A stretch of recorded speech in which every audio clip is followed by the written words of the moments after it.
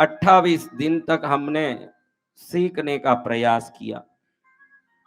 मैं तो कथाओं को मात्र कथा नहीं मानता, क्योंकि ये कथाएं हमारे जीवन में बहुत कुछ चीजें भरती। आपको अपने पूरे जीवन में जितना संस्कार के प्रति श्रद्धा और विश्वास के प्रति दृढ़ता प्राप्त यहाँ हुआ होगा इस 28 दिन में, 28 जन्म में नहीं हुआ होगा, ये मैं कह सकता हूं। ये कथाओं का परिणाम है। ये क्या है? ये कथाओं का परिणाम है कि हम कथा सुनते सुनते स्वयं को दृढ़, सुदृढ़, सर्वोत्तम दृढ़ बनाते हैं। ये कथाएं हमारे कान में कुछ शब्दों के द्वारा जीवन परिवर्तित करती है। आज सुबह मैंने बोला, मेरे जन्म कुंडली में विराजित सभी ग्रह नक्षत्र देवताएं प्रसन्न हो। ये शब्द है। हम तो सदा क्या कहते हैं? मेरा खोटाई सुधर जाए, मेरे दरिद्रता निकल जाए, मेरा रोग मिट जाए। शब्दों की बड़ी महिमा है। आपको रोग मिट जाए ये नहीं बोलना चाहिए, ऐसे बोलते ही वो शब्द रोग को याद दिलाता है। मुझे आरोग्य प्राप्त हो, यही बोलना चाहिए। आपको अगर आरोग्य चाहिए तो आपको आरोग्य की तरफ दिमाग लगाना है। जो आपके पास आज दुख है, उन दुखों के शब्दों का उपयोग नहीं करना। वैसे बोलते ही वो दुख सामने दिख के आएगा, आपके दिमाग में आएगा, मेरा रोग मिट जाए। शब्द तो बहुत अच्छा है, रोग मिट जाए, मिटना भी चाहिए, लेकिन रोग बोलते ही क्या याद आए महाराज? हाँ हाँ, तो हमने शब्दों को सही ढंग से नहीं पकड़ा आज तक जीवन में। मेरे दुष्ट लोग परेशानी करना छोड़ दें, ऐसे हम बोलते हैं। क्या? मुझे सुरक्षा प्राप्त हो, ऐसे बोलते ही रक्षा का याद आता है, बड़ा आनंद आता है। हम जब बोलते हैं कि मुझे स्वास्थ्य प्राप्त हो, आरोग्य प्राप्त हो, तुरंत आरोग्य की तरफ दिमाग में कल्पना जाती है और दिमाग में आरोग्य के दृश्य दिखने लगते हैं। नहीं तो मुझे रोग मिटे बोलते ही मिटना शब्द पर ज्यादा ध्यान नहीं जाए, रोग शब्द पर ज्यादा ध्यान जाए, दिखे क्या क्या दिखने लगे। इसलिए सुबह मैंने इन लोगों को कहा कि मेरे ग्रह नक्षत्र प्रसन्न हो।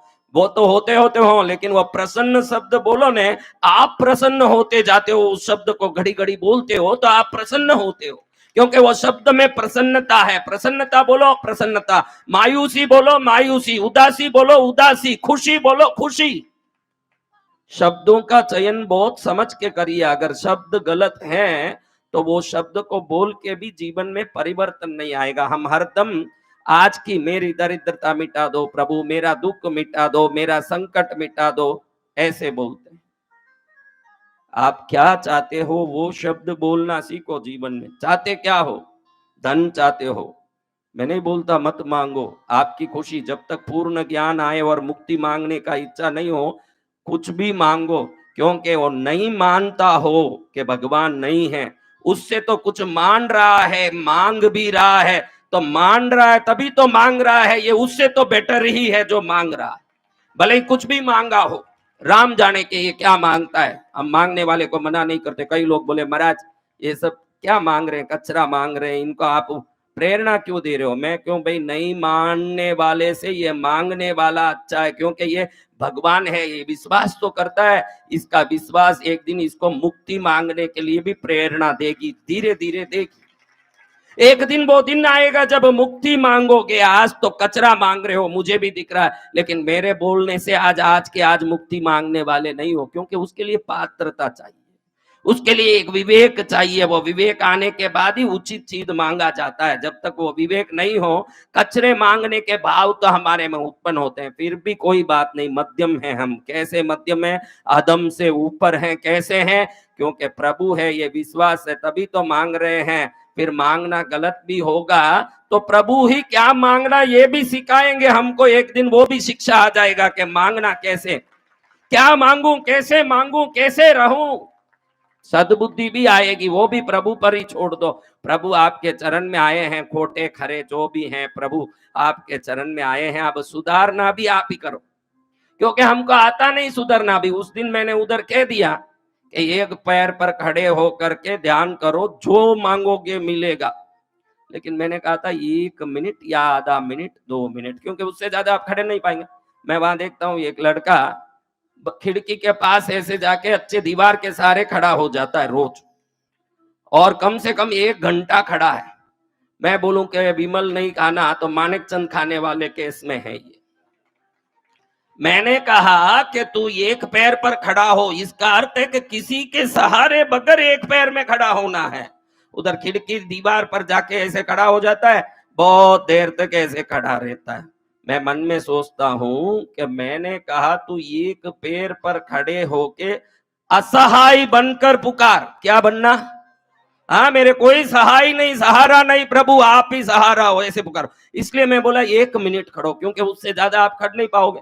और ये महाराज ये करीबन घंटे भर खड़े हैं आराम से। मैं देखा आराम से खड़ा, फिर दिखा दीवार पर खड़ गया है। तो आप संतों की बातों को संतों के हिसाब से ही समझ के करो, उसमें अपना थोड़ा मिर्च मसाला डालोगे तो फिर ये सेवैया नूडल्स बन जाएगा, फिर सेवैया नहीं रहेगा।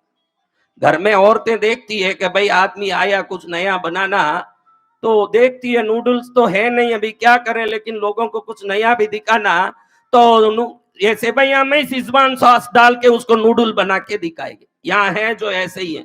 हम कहते हैं कि सेवैया खाओ, इसमें वो सॉस डालता भरता है। हमने जैसे कहा उस विधि को वैसे ही करो। 1 मिनट किस लिए बोला? 1 मिनट से ज्यादा आप टिक नहीं पाओगे। करते करते 2 मिनट, 3 मिनट, 1 साल बाद 5 मिनट एक पैर में खड़ोगे। जो एक पैर में भगीरथ खड़ा, गंगा को भी धरती में ला पाया। तो आप भी असंभव कार्य को संभव करोगे जब एक पैर में खड़े होके प्रार्थना करोगे। प्रार्थना का तो अनंत फल है ही। प्रार्थना क्या नहीं कर सकता है, हर कुछ कर सकता है प्रार्थना। उसके बारे में भी अभी सुनेंगे कि प्रार्थना क्या करता है, महाराज क्या करता है प्रार्थना, इसके बारे में सुनेंगे। और कल एक बात मैंने देखा, आप सबको समझाना। कल एक भाई एक पेटी में घंटी लेके आके, मैं घंटी लाया हूं, मैं घंटी लाया हूं, ऐसे पेटी लेके घूम रहा था। आज दोपहर में मुझे मेरे सेवकों ने वो पेटी खोल के वो घंटी दिखाई। कोई भी चीज आए लोग मुझे दिखाना जरूरी समझते हैं कि ये कहाँ लगेगा, क्या है। मैं ज्यादा देखता नहीं, पड़े रहते चीजें। लेकिन वो घंटी लिखाया, डब्बी से खोल के ऐसे दिखाया। मैंने देखा घंटी में उनका नाम, गांव सब लिखा हुआ था। 2 चीजों से हम नाम लिखते हैं। एक तो भक्ति से कि हमारा नाम प्रभु के चरण में हो, इस भाव से भी लिखते हैं। दूसरा, मेरा नाम यहाँ हो, ये भाव से भी लिखते हैं। अब दोनों तरफ से देखिएगा। आपको एक खास बात बताऊं, अगर उन्होंने दिया, अभी देखो मैं आपको बोलता हूं 10,000 रुपया देके जा 5 किलो घंटी ले आ भाई, ऐसे बोलता हूं, आप घंटी ले आए, उसमें आपका नाम लगाओगे? क्यों नहीं लगाओगे? हाँ, तो पैसा देने वाली ईश्वरी है, पैसा देने वाली भगवती है। मैं उस पैसे का मालिक नहीं हूं। ये भाव आने के बाद आपका नाम नहीं आएगा। ये भाव आ जाए कि भाई ये पैसे सब उसके हैं, ये मेरा है, कहीं ना कहीं खोपड़ी में ये बात है कि ये मेरी चीज है, मैं दे रहा हूं। तो कौन होता नालायक माँ को देने वाला? मेरे तीर्थ में कहीं किसी का नाम नहीं दिखा सकते हो। इसको रोज डांटता हूं, धन्यवाद बोलना बंद कर, फिर भी वो अपनी तरीके से बोलेगा, बहुत तरीके से कि भाई धन्यवाद बोलना तो नहीं चाहिए, फिर भी ट्रस्ट की तरह। अरे ट्रस्ट कौन सा है, कौन सा ट्रस्ट है? उसका पुण्य उस धन्यवाद से खत्म होता है, ये मैं जानता हूं ना। 2 प्रकार से ही पानी जाएगा। यहाँ 1 लीटर पानी है और जाने के 2 रास्ते हैं। इधर से क्यारी है जहां पौधे चल रहे हैं, और इधर से कीचड़ है जहां जाके वो पानी मट्टी में बेकार हो जाएगा। और 1 लीटर पानी ही है, या तो वो धन्यवाद के रास्ते में जाके खत्म हो जाएगा या पुण्य के रास्ते में जाके जीवन में सुख प्रदान करेगा। 2 काम साथ नहीं होगा। अगर धन्यवाद बोल दिया तो उसमें उसका पुण्य खत्म हो गया, अगर कुछ नहीं बोला तो वो पुण्य उसके घर में आरोग्य, सुख, धन, वैभव बनेगा। शास्त्र में जानू नहीं कैसे होगा धन्यवाद। आप एक चीज को 2 जगह उपयोग नहीं कर सकते, आप एक ही जगह उपयोग कर सकते हो, 2 जगह उपयोग नहीं कर सकते। इन मूर्खों को पता नहीं है, इसलिए वो धन्यवाद भी मांगते हैं ना, नाम भी बोलने के लिए चिट्ठी भेजते हैं। और नाम बोलते ही उनका 1 किलो बादाम का पुण्य खत्म। मैं जानू ने वो बात। तेरे पास 2 रोटी है, या तो तू खाएगा या भिखारी को देगा, कि तेरे दया आने से 2-4 हो जाएंगे। तो पुण्य का भी अपना एक मात्रा है। वो पुण्य किस जगह लगाते हो आप? मैं तो शास्त्र की बात करता हूं, इसलिए दुनिया को अच्छा भी नहीं लगे भाई, तेरी खुशी तुझे अच्छा नहीं लगता होगा, लेकिन मैं तेरे भले के लिए बोलता हूं कि ये 400 लोगों में, 4000 लोगों में, 4 लाख लोगों में तेरा नाम आ जाए, वो चिंता मत कर। तेरे नाम में इतनी ताकत और प्रकाश भगवती की कृपा से आ जाए कि बिना नाम बोले ही दुनिया तेरा नाम लेने की कोशिश करे, वो कर। नाम कोई बोल के क्या तेरा नाम हो जाएगा? मोदी जी बोल रहे हैं क्या मेरा नाम लो, नाम लो? अमिताभ बच्चन बोल रहा है मेरा नाम लो, नाम लो। अंबानी बोल रहा है मेरा नाम लो, नाम लो। उनकी हैसियत से नाम लिया जाता, किसी के नाम लेने से नाम नहीं लिया जाता, वो उनकी हैसियत से लिया जाता है। आप हैसियत इतना बढ़ाओ कि मुझे आपका नाम बोलने के लिए मजबूर होना पड़े। नाम क्या बुलवाते हो? ना ही बोलना, घंटी में नाम लिख के लेके आ गया। अब जिंदगी भर घंटी बजाओ, उसका नाम पढ़ो। अरे तेरे नाम पढ़ने लोग मंदिर में आते हैं कि भगवती का नाम पढ़ने कोई यहाँ आया है, और तेरा नाम पढ़ता खड़ेगा, 1 मिनट भी उसमें वेस्ट हुआ तो तूने मंदिर में कोई दोष लगाया है। मैं तो ऐसे ही समझता हूं, आया हुआ माँ के सिवाय, गुरु के सिवाय और इष्ट के सिवाय किसी में दिमाग नहीं लगाना चाहिए। संतों के चरण से भगवान के चरण तक पहुंचने के लिए मंदिर बने। हाँ हाँ, ये पुण्य सब एक लिमिट के होते हैं।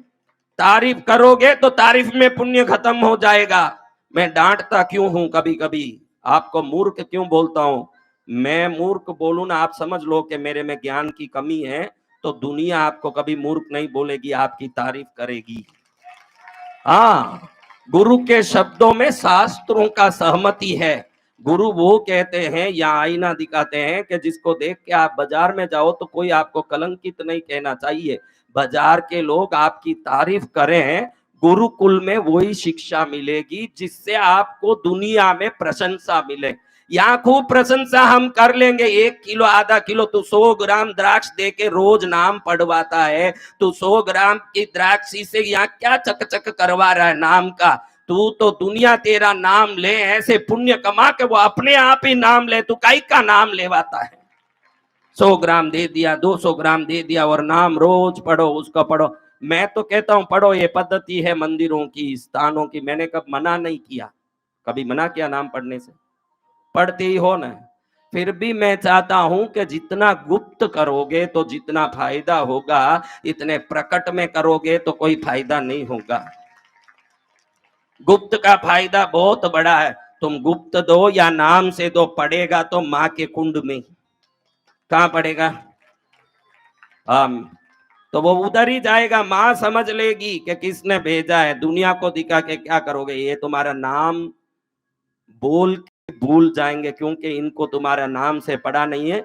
माँ को बिन बोले भी वो तुम्हारा नाम याद रखेगी, वो तुम्हारी माँ है। दुनिया बोल के भी भूल जाएगी, तुम भले ही प्रशंसा करो, इतना ही खूब प्रशंसा की। इन लोगों ने नाम सुना ना, कितने नाम पढ़े, रोज 100 नाम 200 नाम। किसी को 2 नाम बोलने बोल, फिर देखता हूं तू नाम पढ़ा वो सार्थक हो गया। किसी को किस लिए पढ़ा? जब इनको कोई याद ही नहीं है एक नाम का। कोई उठ के 2 नाम बोलो, उठो देखू मैं, किसी की ताकत है 2 नाम बोलो। अपने बोल लो तो अलग बात, किसी पड़ोसी की बोल के दिखाओ। जब तुमको नाम याद ही रखना नहीं है तो काई लिए ये चक चक करता है बैठ के? नाम महामाई रखेगी अपने आप याद, क्योंकि उसको अपने बेटों का नाम याद रखना है, दुनिया को बोल के भी रखना नहीं है। दुनिया भी किसने नाम लिया भाई? 2 नाम लो, लो 1 लाख रुपया देता हूं, लो कल जो नाम लिए 2 नाम लो, उठो उठो।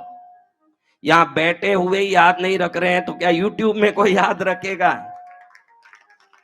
हाँ, ये परंपरा बनाओ। हम तो परंपरा से दूर हैं, शास्त्र से निकट हैं, हम परंपरा के नहीं हैं।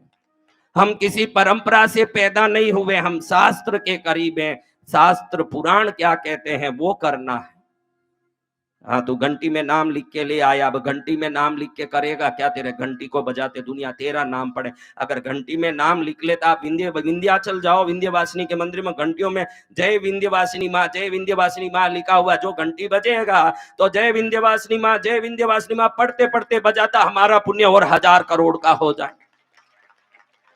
हाँ, कई एक आदमी का नाम बताओ यहाँ, कोई दिए वगैरह सब बन गए, फोकट में बने हैं। ये इतना बड़ा तीर्थ जिसके अंदर ही भोजन है, रहना है, मंदिर है, पूजा है, भक्ति है, ऑफिस है, उपकरण भंडार है, सभी चीज एक कॉम्पस में हो, वो क्या फोकट में बनता है? हाँ, तो दिए हुए का नाम क्या है? लात मार के भगाऊं नाम की बात करें तो। हाँ, कोई नाम का बोला हो, निकल यहां। दो चीज पसंद नहीं करता, बिना काम मेरे पास आके बात करने की कोशिश करें, या बिना काम नाम के चक से पैसे देने की कोशिश करें। इन दोनों को मेरे से कोई ताल्लुकात नहीं। मैं इच्छा करूंगा तब बात करूंगा, मैं इच्छा करूंगा तब तेरे पैसे भी लूंगा। तेरे पैसे वो नहीं है कि तू चाहे ना मेरे दाम में लगा दे, मां चाहेगी तो ही लगेंगे तेरे पैसे, वरना एक कोड़ी भी यहां लगने वाला नहीं है। जा यहां से, नाक ऊंचा करके आया, ऊंचाई करके जा। यहां तो झुक के आएगा, उसके लिए मां। इतने दिन से कार्यक्रम चल रहा है, किसका मैंने कोई नाम लिया ना कोई निशानी। आपने देखा होगा, चुपचाप भगत बैठ जाता है ना, हवन हो जाता है, बस पूछता भी नहीं हूं। क्योंकि हम क्या पूछे महाराज, माँ का ममता इतना है कि वो आपको लाड लड़ेगी, और जहां आप यहां से विनयवान बन के विवेकवान बन के जाओगे, यहाँ का विनय दुनिया में यश बन के तुम्हारे सामने प्रकट होगा। हम वो चाहते हैं। मैं उस रास्ते में नहीं जाऊंगा जहां दुनिया जा रही है। आप कुछ भी समझ लो, ट्यूबलाइट के ऊपर नाम लिख के देता है, ट्यूबलाइट के ऊपर नाम लिखा, वो लाइट ही उजाले के लिए, उसके ऊपर पूरा लाल पेंट से नाम लिख दिया, मानक चंद पिता चुनी राम, पोता डागू राम, पोती शीला, बेटी कन्या पऊ, पूरा ऊपर लिख दिया। अब ट्यूबलाइट में 20% ही उजाला आ रहा, 80% तो नाम लिखा हुआ है। ट्यूबलाइट ही 45 रुपए का, कितने का? 25 रुपया दे के नाम लिखाया उसने। कितना? हाँ, फिर वो लगे तब इसके नाम कोई पढ़ो। सब नाम से दूर रहो, भूख से दूर रहो, ये सब पीड़ाओं से दूर रहो। इतने विनयवान बनो कि वो विनय से सफलता कैसे मिलती है तुम देखो। जीवन में सफलता तो सद्गुणों से ही मिलेगी, पापियों को मिलने वाली नहीं है। और आप बोलोगे कि बड़े बड़े पापी अरबोंपति बने हुए हैं महाराज, हमने देखा बड़े अरबोंपति घूम रहे हैं गुंडे, उनका मौत देखना कितनी दयनीय है। उस मौत को आमंत्रित करने के लिए ये गुंडे परेशान हो रहे हैं, तू देख लेना। सदगुण व संस्कार रहेगा तो मौत भी तेरा उत्सव बन जाएगा, देख लेना, एक दिन उत्सव बनेगा तेरा मौत। मरते समय 100 लोग साथ चल रहे हैं और रोते हैं, मजा आएगा मौत में भी। और मरते समय 1000 लोग ऐसे करें कि भाई अच्छा हुआ गया, नालायक अच्छा हो गया, तो उनके कोई जो जिन्होंने लूट लूट के कसोट के इकट्ठा किया हो, उनके लिए कोई रोएगा? हाँ, तो उनका उदाहरण मत बताओ। उनका मौत भी एक सजा है और पुण्यवान का मौत भी एक उत्सव है। आप उनको मत देखो, आप अपनी बुद्धि से तोलो खुद को, संस्कार बढ़ाओ। अभी 28 दिन से क्या सुन रहे हो? अपना गुण बढ़ाओ, संस्कार बढ़ाओ, इतना बढ़ाओ कि कल्याण हो जाए। गुरु वाणी से कल्याण होना, क्या होना? हाँ, खारा लगे तो लगे, जा यहां से, नहीं चाहिए मेरे को, जा, कोई फिक्र नहीं है, आना मत, चल। हाँ, किसी की चिंता करता हूं, मर के भी नहीं करूंगा किसी की चिंता। शास्त्र की चिंता करूंगा, धर्म की चिंता करूंगा, सनातनता की चिंता करूंगा। 2 कौड़ी के लोगों की चिंता करने वाला नहीं। जाना हो तो जा तू, मेरे पास तो सद्ज्ञान ही मिलेगा और कुछ नहीं मिलेगा। तेरी इच्छा हो तो रहना, निकल यहां से। मेरे पास चापलूसी नहीं होगी, मेरे से प्रशंसा नहीं होगी। मेरे द्वारा तेरी दुनिया में प्रशंसा हो सके, ये ताकत मिल सकता है, ये होगा। मेरा रास्ता पकड़ लिया, बताया हुआ, तो दुनिया में हर आदमी तेरा तारीफ करेगा, इसको कोई रोक नहीं सकता। हाँ, उल्टे रास्ते चलोगे क्या मिलेगा? सत्संग की महिमा, संत वाणी की महिमा। हमारे श्रमण भगवान महावीर स्वामी 24वें जैन धर्म के तीर्थंकर हुए। उस समय राजगृह में एक बड़ा भयानक चोर हुआ, इतना कुख्यात था उसकी चोरी से कि दुनिया उसको देख के घबराए। अब ये बुढ़ा हो गया, कितने भी बड़े काम किए हों भाई, बुढ़ापे में क्या कर पाए। बेटे को बुला के कहा, भाई आगे से तू संभालना, अब तो मैं जाने वाला हूं, लेकिन अपना काम अच्छा चलना चाहिए।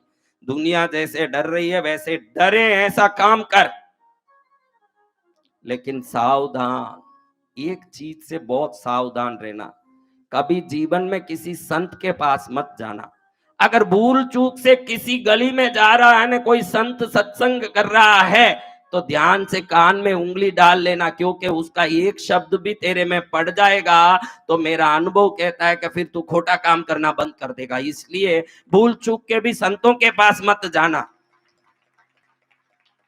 तो ये जो बेटा हुआ उसका नाम रोहिणेय हुआ। रोहिणेय शास्त्रों में इसका वर्णन है, कल्याण पुस्तक में, सनातन पुस्तक में इसकी बहुत तारीफ से ये कथा बताई है। ये जैन धर्म की कथा है। अब ये रोहिणी चोर है, बड़ा कुख्यात हुआ, बाप से भी दुगुना। हाँ, भयंकर वहां वहां घुस के चोरी करना, लफड़ा करना, दुनिया भर के सभी प्रकार के उपद्रव करना। पूरा राजकारणी इसको ढूंढ रहा है कि रोहिणी को पकड़ लो तो कल्याण हो जाए। उसके ऊपर रिवार्ड भी रखा गया, सम्मान, इसको पकड़ के देने वालों को इतना इनाम दिया जाएगा। एक बार कहीं कोई कुछ चोरी कर रहा था, उस समय चोरी करते करते इसको सिपाहियों ने पकड़ा। ये छट करके हाथ छोड़ के छूटा, दौड़ा, इतना वेग से दौड़ा कि सिपाही पीछे रह गए, आगे चले गया। दौड़ते दौड़ते लगा कि अरे कोई बोल रहा है। देखे तो श्रमण महाज्ञानी भगवान महावीर लोगों को उपदेश दे रहे हैं कहीं बैठ के। बड़ी भीड़ लगी है, देवता उनका चावर डोल रहे हैं। देवताओं ने एक बहुत बड़ी सभा रचाई है जिसको समूहसरण कहते हैं। उस सभा में बैठ करके वो ये जो पार्श्वनाथ जैसे तीर्थंकरों की सबसे बड़ी महिमा है। देखो अभी हम ऐसे बैठ के बोल रहे हैं क्योंकि मैं भी कमजोर हूं, आप भी सामने स्थूल शरीरी हो तो एक दिशा में ही देख सकते हो। लेकिन ये तीर्थंकरों की जब उपदेश होता है तो देवता उनके चारों दिशा में रूप बना देते हैं, हर दिशा में बैठ के उनका ज्ञान दुनिया ले सकता है। इतने ताकतवान पार्श्वनाथ जैसे तीर्थंकर, कहीं भी बैठ जाओ वो दिखेंगे। पूर्व में बैठो, उत्तर में बैठो, दक्षिण में बैठो, पश्चिम में बैठो, किसी दिशा में बैठो, एक भगवान दिखेंगे। एक भगवान असली है, तीन भगवान प्रतिबिंब है, चारों बोलते हैं एक साथ, एक जैसे होठ हिलाते हैं, चारों बोलते हैं। ये पार्श्वनाथ की इतनी बड़ी महिमा कि किसी भी दिशा में कोई उनके ज्ञान लेने से वंचित नहीं रहता। वो उनकी करुणा कि कहीं भी उनको मुझे नहीं देखा, कोई पछताना नहीं चाहिए। अब वो ज्ञान दे रहे हैं, ये वहां से दौड़ रहा है। पिता का वचन याद आया। क्या था पिता का वचन? बताओ क्या था? सत्संग में मत जाना, अगर कोई दूर से जाना भी पड़े तो इसने कान में उंगली डाल ली। बाप ने बोला था कान में उंगली डालो, डालो नहीं तो धंधे में खोट पड़ जाएगा। कान में उंगली डाला, आगे जा ही रहा, जू जू समोसर नजदीक आ रहा है, पैर में कांटा छुप गया। अब दौड़ेगा नहीं तो पीछे सिपाही पकड़ लेंगे। दौड़ना तो कांटा निकालना, और कांटा निकालना तो कान से उंगली निकालना। दुविधा में पड़ गया। बाप ने बोला है कि उंगली निकालो, तो अब क्या करे महाराज? बड़ा दुविधा में पड़ गया। अब ये दुविधा में पड़ के परेशान हुआ, तो परेशान हो करके सोचा कि भाई पुलिस पकड़ लेगी तो जिंदगी भर अंदर बैठ के गिनने पड़ेंगे सलाई, इससे अच्छा है कि कांटा निकाल लो। कान से उंगली निकाल लिया। उस समय भगवान बोल रहे हैं बैठ के, दो शब्द ही कान में पड़े उसको। उस समय भगवान देवताओं के स्वरूप के बारे में समझा रहे हैं सबको। वो समझा रहे हैं दो ही शब्द में कि देवताओं की छाया धरती पे नहीं पड़ती। नंबर 1 क्या बोला उन्होंने?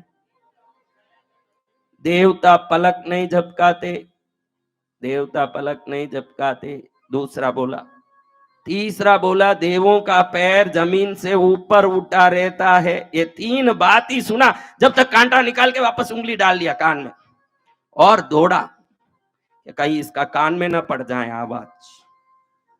कभी आप व्रत करना चाहते हो, पूजा करना चाहते हो, कृष्णगिरी जैसे मंदिर आना चाहते हो और नहीं हो रहा है तो समझना कोई पाप आपको रोक रहा है। और आप नहीं आना चाहते हो तो भी जबरदस्ती कोई भेज रहा है तो समझना पुण्य ही लोला ले रहा है जोरदार। हाँ, उस दिन वो बोलने बोला तो एक ने माइक उठा के बोला, मैं बड़े आश्चर्य में पड़ गया, मेरे आने का मन नहीं था। वो स्पष्ट बोला ये शब्द, मेरे आने का मन नहीं था, मेरी बहन ने भेजा है। तेरी बहन क्या भेजेगी रे मूर्ख, उसकी क्या ताकत है, तेरे पुण्य ने भेजा के जा, तेरा मन हो ना हो तू जा भाई जा, तेरा कल्याण हो। हाँ, हमारा पुण्य ही अच्छी जगह भेज सकता है, हमारा पाप ही हमको दुख दे सकता है कि नहीं। तो अब देखिए महाराज, ये भाग गया, कितना ही भागा, पकड़ाया। पकड़ाने के बाद सिपाहियों ने पकड़ लिया, पूछे कि क्या है, कौन है तू। मुंह खोलने तैयार नहीं, अगर मुंह खोले तो पुरानी पूरी हिस्ट्री बतानी पड़े, और सब दूसरे साथी चोरों ने सब चीजें बांट ली, आज तक चोरी हुई, लेकिन ये पकड़ाया तो इसको देना पड़ेगा सब चीज। तो ये सोचा बोलूंगा तो बड़ा तकलीफ पड़ेगा, ऐसे सोच के कुछ नहीं बोला। उस समय श्रेणिक महाराजा के पुत्र अभय कुमार जी मंत्री थे, बड़े होशियार थे। वो बड़े समझदारी से अपने लोगों को कहा कि इसको बेहोशी की दवाई दे दो, और जब ये उठे तो पूरा देवलोक जैसे वातावरण करो, तुम सब देव जैसे वेश कर लो और बोलो कि देवलोक में आ गया तू, अब तो मर के, अब तू कौन है बता, तू देवलोक में आनंद ले, अपना बात बोल देगा।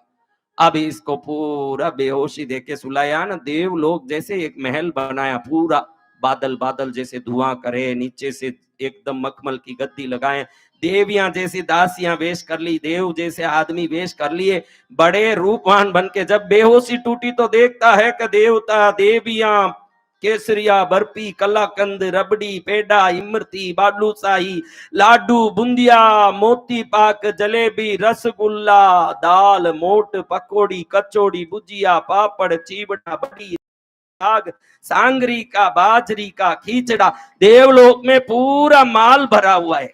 क्या भरा हुआ है? बहुत माल भरा हुआ है।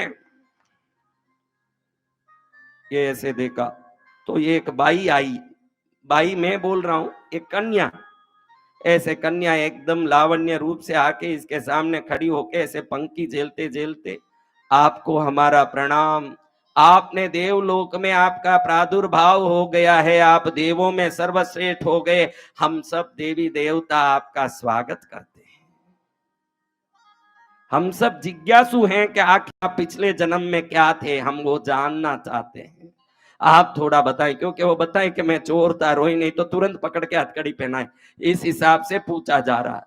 ये सोचा अरे देव बन गए, फिर तो हजारों साल यहाँ आनंद लो, देखो ये रसगुल्ले में केसर पिस्ता डाला हुआ है, अपने तो राजगृह में तो खोटा रसगुल्ला मैदे का बनता है, ये तो बहुत बढ़िया बना है, इसको खाओ। ऐसे सोच के ही देखा देवी आंख टक टक कर रही है। क्या कर रही है? देवी आंख टंग टंग कर रही है। तुरंत इसने पैर देखा, पैर भी जमीन से चिपका हुआ है। तुरंत याद आया कि महावीर स्वामी दो शब्द कहे, एक तो छाया जमीन पर गिरेगी नहीं, है तो छाया पड़ रही है इसकी लाइट से उधर पीछे, और इधर जमीन से टिका हुआ इसका पैर, और आंख भी टक टक कर रही है। और भगवान ने बोल दिया कि देवताओं का पलक झपका नहीं, पैर नीचे लगता नहीं, छाया पड़ती नहीं, ये तीनों ये डुप्लीकेट देवता है। उसने, ये कौन है? तो वो बोलता मैं पिछले जन्म में बहुत बड़ा साधु था, बहुत पुण्य किया, बहुत भक्ति किया, इसलिए अब मैं देव बना हूं।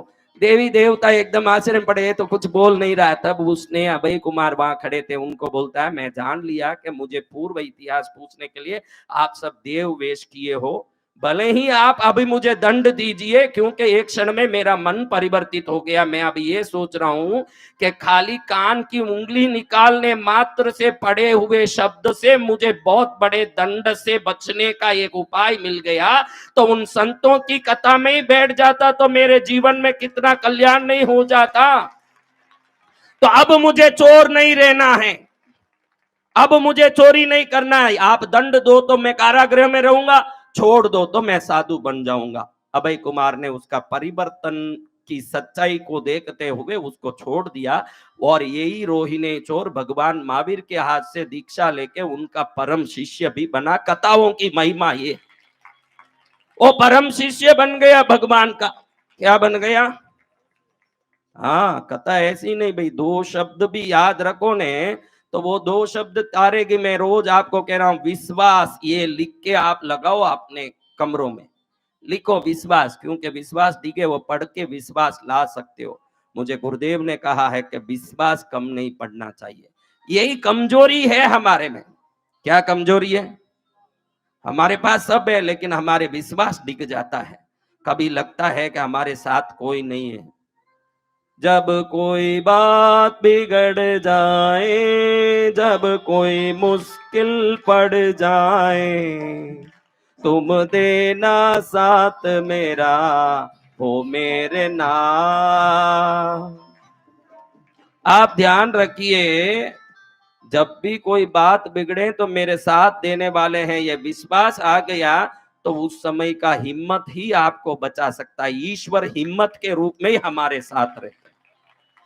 ईश्वर हिम्मत के रूप में हमारे साथ रहते हैं, और जिसके साथ हिम्मत नहीं है उसके साथ भगवान नहीं है, ये आप ध्यान रख लो। आपको और कैसे कैसे भगवान दिखेंगे? भगवान हिम्मत के रूप में रहते हैं। वो प्रभु हैं जो हिम्मत बन के आपका उद्धार करते हैं। क्या करते हैं?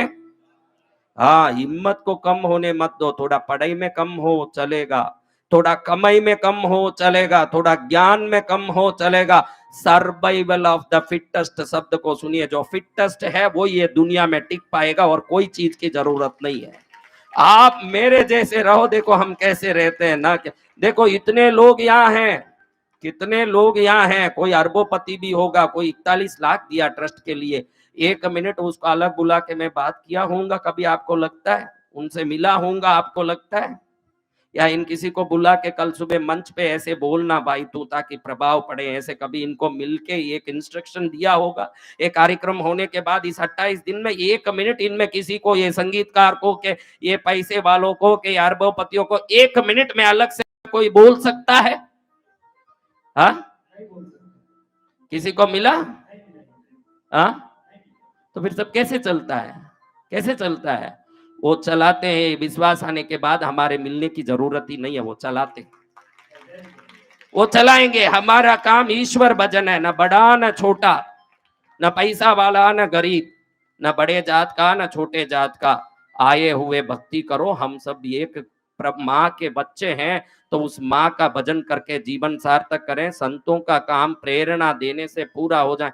बाद में कोई मिलने आए तो भी मैं नाराज हो जाऊं, कोई बिना काम बोलने आए तो भी नाराज आऊं। मेरा बोलना तो अलग, कितनी ही बातें हैं, अगर मैं बुला के इनको समझा दूं तो ये अच्छे से आपके सामने बोल सकते हैं। अलग से बुला के समझा दूं कि ऐसे बोल, ऐसे बोल, ऐसे बोल, बोल नहीं सकते? बोल सकते हैं? वो अभी जो बोल रहे हैं अपने मन से बोल रहे हैं। अभी तक वो जो भी गा रहा अपने मन से, वो बोल रहा अपने मन से, बजा रहा अपने मन से। मेरा 1% भी कोई इंस्ट्रक्शन नहीं है, फिर भी सब सभा में तालमेल जम जाता है। यही माँ की लीला। ना कोई ट्रायल देखा। कोई भी महाराज हो तो पहले कलाकारों को बुला के बात तो कर लेते हैं, कैसे बोलना, आज ये बोलना, आज ये करना, आज ऐसे करना। हाँ, कोई आके मुझे कहता है कि इनका ये करने का भाव है, मैं क्या करवा तेरी खुशी। मैंने तो उनसे बात नहीं की। मैंने किसी यजमान को तू हवन में थोड़ा लाभ ले ले, भाई मैंने किसी को नहीं कहा। ईश्वर में लगे रहो, ईश्वर आपके सब काम करेंगे। ईश्वर में लगे रहो। हाँ, किसी से बात करने पैदा नहीं हुआ हूं, करूंगा भी नहीं। आप सोच के कोई मन में लड्डू बांधो तो बांधना, आपका लड्डू आप बांधो।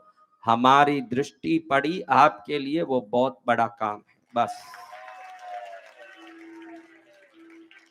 हाँ, आपका बहुत बड़ा काम हो गया, आप ये समझो। 1-2 शब्द पढ़ा हमारे महावीर भगवान का, उस चोर के जीवन में कैसी सुरक्षा आई। देखो, एक पल में बराबर बात पकड़ा गई और उसका कल्याण हो गया। विश्वास आना है। क्या आना है? हाँ, ये डिगने मत देना, यहाँ तो विश्वास रहेगा ही, क्योंकि ये जगह का तरंग ऐसा है कि आप ना बोलो तो भी ये विश्वास खत्म नहीं होगा। बाहर जाओगे तो टायर पंचर हो सकता है, गाड़ी में यहाँ मजबूती है, क्योंकि ये जगह का रोड ऐसा है कि थोड़ा भी पंचर होने का संभावना नहीं है। दुनिया कांटा कंकर भरा हुआ है, उसमें गाड़ी चलाते ही पंचर हो सकता है। उस समय विश्वास लिख के रखना। एक सच्ची घटना आपको बता के आज पूरा करना चाहता हूं बात को। एक घटना ऐसी है जो सच्ची में घटी। इस घटना को सुनो, आप आश्चर्य में पड़ोगे कि भगवान क्या क्या नहीं कर सकते। आप छोटे से 2 लाइन में बता देता हूं आज आपको, ये घटना 2 लाइन में आपको बताऊंगा। आप वो घटना तो सुनो। एक बॉम्बे में बहुत बड़े हार्ट डॉक्टर हुए हैं, नारायण दास राव, बहुत बड़े डॉक्टर। यानी उनका हाथ लगने के बाद कोई मर नहीं सकता, इतने विख्यात। कैसा भी ट्रीटमेंट हो, कैसा भी काम हो, दुनिया में उनका हाथ लग गया तो वो निहाल हो गया। और दयालु भी इतने, हजारों हार्ट ऑपरेशन उन्होंने फ्री से किया बॉम्बे में। कोई गरीब आए पैसा नहीं लें, दुखी आए पैसा नहीं लें। आप बहुत बड़ा बनने का जरूर सपना देखिए, उस सपने में कुछ धर्म और दान का उद्देश्य भी रखिए। वो रखोगे तो ये सपना पूरा करने के लिए भगवान सहयोग करेंगे। क्या करेंगे? हाँ, भगवान अपने आप सहयोग करेंगे कि ये कुछ करना चाहता है, कर लें। एक आपको मैं बोलता हूं, एक मां रसोई बना रही है, काम में लगी हुई है, पति उधर से खाना लाओ चिल्ला रहा है। हाँ, समझो इस बात को। एक औरत व्यस्त है, पति उधर बाहर बैठ के खाना लाओ कर रहा है। ये अगर काम छोड़ दे तो रसोई में कुछ जल सकता है, कुछ बिगड़ सकता है। इसको देख के उसकी बड़ी बेटी कहती है, मां मैं परोस देती हूँ। उसने परोसा बाप को, बाहर रोटी डाली, चावल डाला, दाल डाला, सब्जी डाली, सब डाला। बाप तृप्त खाया। किसका काम पूरा हुआ आप बताइए, मां का के बाप का? मां बोलती है, अच्छी बेटी है तू, मेरी लाडली बेटी है, तूने मेरा सहयोग किया। ऐसे पेट बाप का भरा है और मां धन्यवाद देती है। तो इस दुनिया में किसी का भी काम करो ना, तो भगवान व्यस्त है इसलिए मुझे करना चाहिए, ऐसे सोच के करो। सामने वाला तारीफ करे कि नहीं, मां करेगी तारीफ आपकी। समझ रहे हो ये बात? ऐसा ही है, ये समझ आ रहा है बात? पेट बाप, तो बाप को ही कहना चाहिए ना कि बेटी तूने मेरा पेट भरा, परोसगारी की। माँ क्यों कहती है कि मेरे व्यस्तता में तूने सेवा किया, धन्यवाद है। ईश्वर भी बहुत व्यस्त होगा, कितने ही काम है उसके पास, मेरा ईश्वर व्यस्त है, पुरस्कारी इस दुनिया की मुझे करनी है, ये सोच के करो। दुनिया वाला तारीफ करे या ना, खाने वाला बाप करे कि नहीं, देने वाली माँ जरूर आपकी तारीफ करेगी। ये सोच के करो अपनी भक्ति। भक्ति में एक रंग आना चाहिए। अच्छे संतों के पास जाओ, उनकी सेवा करो, कथा सुनो, उपदेश सुनो, ज्ञान लो। जहां रहते हो, क्यों कृष्णगिरी तो रोज नहीं आ पाओगे, कोई कृष्णगिरी पास में नहीं है। तुम जहां से आए हो कृष्णगिरी 2 दिन 3 दिन लगेगा आपको आने। तो जहां पास में संत हो, जाओ, कुछ 2 अच्छे शब्द सुनो, सेवा करो, भक्ति करो। डॉक्टर साहब को कोलकाता जाना था बॉम्बे से। कहाँ जाना था? कलकत्ता जाना था। मेडिकल काउंसिल में इनका एक आर्टिकल रिलीज हो रहा है, उसको वहां पढ़ के बताएंगे कि नए तरीके से बाईपास सर्जरी कैसे हो सकती है। पहले बाईपास सर्जरी थी नहीं उस जमाने में, तो नई तरीके से बाईपास सर्जरी कैसे हो सकती है, इस पर एक आर्टिकल वो खुद अपना लिखा हुआ वहां पढ़ रहे हैं। ये बहुत इंपॉर्टेंट है, कोई डॉक्टर हो तो वो समझें कि मेडिकल कॉन्फ्रेंस में एक आर्टिकल पढ़ना, यानी कोई 6 आर्टिकल छपते हैं पूरे वर्ल्ड में, तो उसमें एक इंडिया का है, तो ये अपने आप में ही बड़ा भाग। तो डॉक्टर इधर से निकल करके एयरपोर्ट में फ्लाइट पकड़े। सच्ची घटना बता रहा हूं आपको, कहानी नहीं है, इसको कहानी समझ के मत सुनिए। एयरपोर्ट में फ्लाइट में बैठ गए, फ्लाइट निकली, उन्होंने अपने ब्रीफ केस चेक कर लिया कि लिखा हुआ लेख वगैरह सब बराबर है, ये है वो है। जैसे ही निकले ना, वातावरण बिगड़ने लगा, ऐसे जोर से तूफान आने लगा, गड़बड़ होने लगी कि फ्लाइट को आगे जाने में बहुत मुश्किल पड़ गया। रास्ते में ही दूसरे एक एरोड्राम में गाड़ी को उतार दिया। बोल रहे हैं कि अब गाड़ी तो कल परसों जाएगी, या जब वातावरण ठीक होगा तब जाएगी। अब गाड़ी यहाँ खड़ी है, यात्रियों के लिए यहाँ पास में होटल की सुविधा, खाने की सुविधा सब दी गई है एयरलाइंस की तरफ से। अब ये चिंता में पड़ गए कि ऐसे वातावरण में क्यों ये गाड़ी यहाँ खराब होके खड़ी हो गई, तो मेरा तो काम बिगड़ जाएगा। अगर कल मैं जाके आर्टिकल नहीं पढ़ो तो जर्नल में ये प्रिंट नहीं होगा, और प्रिंट नहीं होगा तो वर्ल्ड मेडिकल जर्नल में जाने वाला मेरा आर्टिकल रुक जाएगा। कलाकार को उससे मिलने वाले पैसे से भी हुनर वालों को उससे मिलने वाले पैसे से भी उससे मिलने वाला जो नाम है उसका जरूर एक मन में चिंता होता है। ये सोचता है कि अब क्या करूं, तुरंत सोचा कैसे भी अगर यहां से निकलता हूं तो 18 घंटा तो कोलकाता जाने में लगेगा, फिर भी धक्का मार के जाऊं, एंड टाइम में भी पहुंच जाऊं। एक टैक्सी लिया कि टैक्सी वाले को कलकत्ता चलो। अब अचानक कोई टैक्सी वाला कैसे जमे, कैसे ही जमाया, बेटा है बस चल जल्दी चल, बीच में रुकना नहीं, चाय पीना नहीं, रुकना नहीं, खाना खाना नहीं, रातों रात पूरा गाड़ी चलाना। अब इतना वातावरण बिगड़ा हुआ है, गाड़ी लेके वो जा रहा है, एक 4 घंटा गया होगा, बाद में देखो तो वह रास्ते से छूट करके कहीं दूसरी जगह घुस गया। क्या घुस गया? अब वहां अंदर जा रहा है, इसको पहले तो लगा ये तो कोई कलकत्ता का रास्ता कोई ऐसे गली में आता है, वो तो बहुत बड़ा हाईवे होगा, ऐसे कैसे होगा। फिर देखो तो एकदम 60-70 किलोमीटर अंदर आ गए। भयंकर बारिश, तूफान, वृक्ष ऐसे हिल रहे हैं जैसे चुड़ैल हिल रही हो, भयंकर घबराहट हो रहा है। डॉक्टर साहब सोचे तो अब तो ये गाड़ी कहां जाएगी, नीचे देखो तो दलदल कीचड़, कभी गाड़ी फंसे, कभी गाड़ी परेशान होवे। ये सोचे कोई कीचड़ में फंस गई तो यहाँ धक्का मारने वाले भी नहीं, वहीं फंसे रहेंगे। ड्राइवर को बोला जाने दो भैया, हम रास्ता भूल गए हैं, वो कोई अंदर आगे 60-70 किलोमीटर बाहर निकल के कोलकाता का रास्ता पकड़ के तो पहुंचना ही संभव नहीं है, कुछ दुर्भाग्य समझो। अब तो वापस निकलने का देखो, कहीं घर हो तो देखो वहां गाड़ी रोक के थोड़ी देर रेस्ट कर लेते हैं, फिर सुबह निकल के वापस जाएंगे। देखा तो एक झोपड़ा जैसा एक घर है, घर जैसा घर।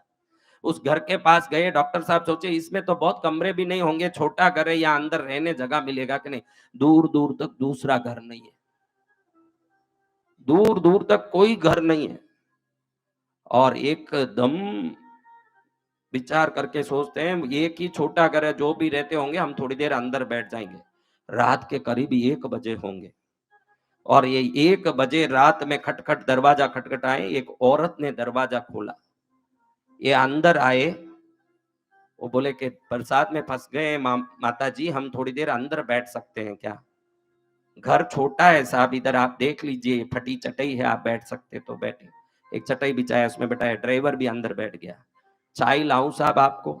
थोड़ा सा चाय लाके डॉक्टर साहब को उसने बना के दिया, चाय पिया, बैठे रहे। देख रहे हैं कि ये औरत अंदर बैठ के रात में 1 बजे एक फोटो रखी हुई है देवी की, उसके सामने बैठ के रो रही है। ये सोचे 1 बजे ये क्या रोती होगी, रोने का भी कोई टाइम होता, अभी काहे का रोती है। तो डॉक्टर साहब को बड़ा आश्चर्य लगा। डॉक्टर साहब पूछे भाई क्या रो रही हो, क्या है? तो वो कोने में जो पलंग पड़ा है हुआ, उस पर एक लड़की पड़ी हुई है। उस लड़की को दिखा के ये माता जी कहती है साहब ये मेरी बेटी है। इसको अचानक जोर जोर से श्वास फूलने लगा, कोई अलग ही शिकायत होने लगी, चक्कर आने लगा। फिर लोकल में ले जाके दिखाया तो इधर के लोगों ने कहा कि इसके छाती में 10 बड़े बड़े होल हो गए। तो फिर हम इसको लेके यहाँ पास के बड़े शहर में गए, तो उन्होंने बोला यहाँ इसका कोई ट्रीटमेंट नहीं होगा, 3 महीने जिंदा रह सकती है, और 3 महीने में इसका खात्मा हो जाएगा। अगर इसको बचाना तो कम से कम 15 लाख रुपया खर्चा होगा। तो 15 लाख हो तो तुम बॉम्बे जाओ, वहां नारायण दास राव करके एक डॉक्टर है, वो बचा सकते हैं तेरे को, इस बच्ची को, और कोई नहीं बचाएंगे। फिर मैंने सोचा साहब मैं तो कोई खेत खलियान वाली भी नहीं है, सुबह उठ करके मूंगफली बेचने जाती हूँ, रोज कम से कम 2-3 रुपए का धंधा होता है, उसमें 1 रुपया मिलता है, पूरे दिन उसमें गुजारते हैं। 15 लाख तो इस जन्म में क्या, मैंने 100 जन्म में नहीं देखा होगा साहब। फिर मैंने अपने गुरु के चरण में जाके, जो गंगा किनारे बैठे रहते हमारे महाराज, उनको बोला, तो उन्होंने बोला तू विश्वास क्यों हारती है, 15 लाख नहीं हो तो क्या, माँ तो तेरे साथ है, तू काई ली, तू उसको पुकार, वो रास्ता करेगी। तो मेरे दिमाग में ये बात बैठ गया साहब। उस दिन से आज 15 दिन हो गया, रात दिन सोती नहीं हूँ, डॉक्टर का बोला हुआ 2.5 महीना निकल गया, अभी ये 15 दिन ही बचा है आगे। तो मैं 15 दिन से, मेरे गुरु ने कह दिया कि विश्वास मत हार, तो मैंने सोच लिया अब ना नींद लूंगी ना चैन पड़ूंगी, माँ को पुकारूंगी कि कैसे भी वो नारायण दास राव को मेरी बात पहुंचा दे, तू उसको पहुंचा दे कि मेरी बेटी दुखी है, और उस बेटी को ठीक करने के लिए कुछ रास्ता काढ़ मां। ऐसे मैं पुकार रही हूँ, साहब कौन है वो नारायण दास राव, बॉम्बे कैसा है, कितना बड़ा शहर है, हम तो छोटे गांव के करीब है साहब, हम तो कुछ नहीं जानते, लेकिन मैं माँ को जानती हूँ, आज 15 दिन से उसको पुकारती हूँ, इतना ही विश्वास है कि मेरा आवाज वो डॉक्टर तक पहुंच जाएगा। डॉक्टर कहता मैं ही वो डॉक्टर हूं जिसको माँ ने फ्लाइट रिपेयर करवा के, गाड़ी रिपेयर करवा के, हर असंभव काम को संभव करके तेरे पास पहुंचाया है। अब मैं मानता हूं कि मेडिकल जर्नल में मेरा आर्टिकल छपने से भी माँ ने क्यों रोका, क्योंकि तेरी बेटी की जान माँ को मेरे किताब से ज्यादा प्यारा लग रहा है, इसलिए तेरे तक माँ ने पहुंचाया है मुझे। थोड़ा विश्वास रख लो। इस जीवन में अगर आप कुछ भी रख नहीं पाए, दिया कर नहीं पाए, धूप कर नहीं पाए, अच्छे काम कर नहीं पाए, चलेगा, गुरु महाराज ना नहीं बोलेंगे, लेकिन विश्वास में खोट मत होने देना अपने जीवन में। वो माँ जिसको लाना होगा, अगर पहुंचाना तो मुझे वहां पहुंचा देगी, नहीं तो गाड़ी खराब करके, फ्लाइट खराब करके, तूफान लाके, बरसात लाके भी मेरे घर में कुबेर को खड़ाने की ताकत मेरी मां को है। अगर ये भाव आप में आ गया तो कथा सफल। अगर ये भाव आप में आ गया तो मेरा कहना सफल। मैं वो साधु नहीं बनना चाहता कि राम राम करता रहूं, राम का ताकत आपको समझा दूं, ये बहुत जरूरी है। हाँ, राम कथा करना वो राम की ताकत समझाना, दोनों अलग रास्ते हैं।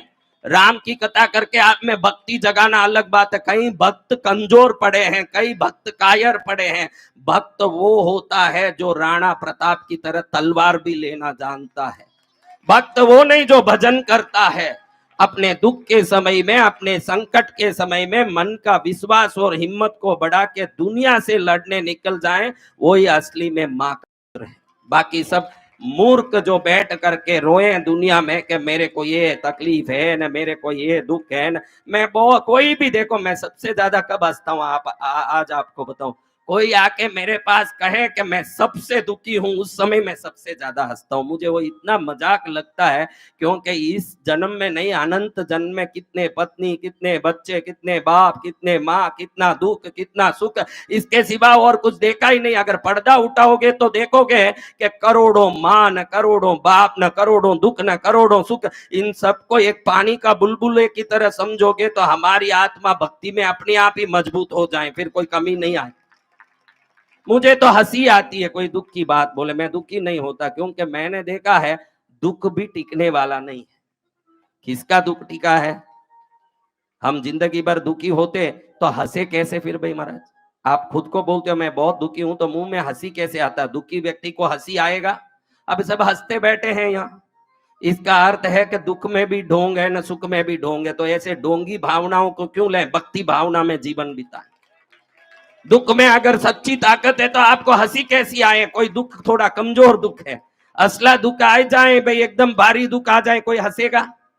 अभी मैं एक हंसी की बात बोला, हंसोगे कि नहीं? फिर दुख भी दुख नहीं है। आपको हंसने जितनी ताकत ईश्वर ने दिया है तो जरूर सुख दिया है भगवान ने, दुख नहीं दिया।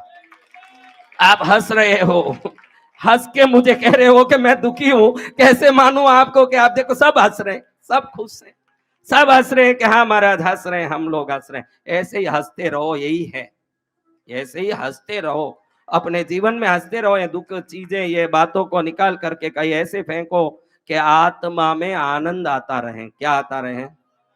हाँ, निंदा चुगली की भाव हो छोड़ दो, बिना काम की फालतू बात करो ही मत। कोई सीखने में मन लगाओ, आपके पास मोबाइल है, गूगल है, व्हाट्सएप है, यूट्यूब है, कोई अच्छी बातें सीखो, कुछ एक नया लैंग्वेज सीखो, नई भाषाएं सीखो। हम सब ऐसे कलाकारों को देखते हैं, आपको मैं बताऊं, 20 साल से वही गाने गाते हैं, 25 साल हो गए वो वही गाने गाते हैं। मैं तो मजाक के लिए कह रहा हूं, लेकिन वो सीखना चाहे तो रोज एक गाना सीखे तो 365 गाना गा सकते।